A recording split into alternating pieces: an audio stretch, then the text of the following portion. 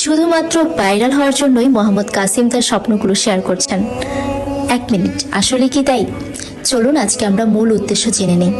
মোহাম্মদ কাসিম বিশ্বাস করেন যে তার স্বপ্নগুলো শুধুমাত্র আল্লাহর পক্ষ থেকে একটি বিশেষ বার্তা।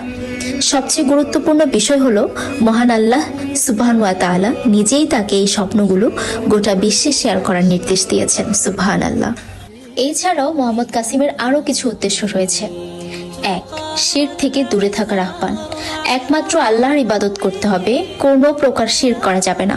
তার স্বপ্নে আল্লাহ ডিজিটাল যুগে শিরকের বিষয়ে সতর্ক করেছেন, যা অধিকাংশ মুসলমান নিজের অজান্তেই করে যাচ্ছে। 2. মুসলমানদের ঐক্যবদ্ধ করা। 3.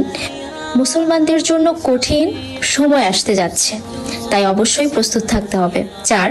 শেষ জামানার গুরুত্বপূর্ণ ঘটনাগুলো সম্পর্কে সচেতন করা, যেমন ইমাম মাহদি, দাজ্জাল, ঈসা আলাইহিস সালাম, ইয়াজুজ মাজুজ সহ কিয়ামতের বড় নিদর্শনগুলোর জন্য প্রস্তুতি নিতে হবে। 5.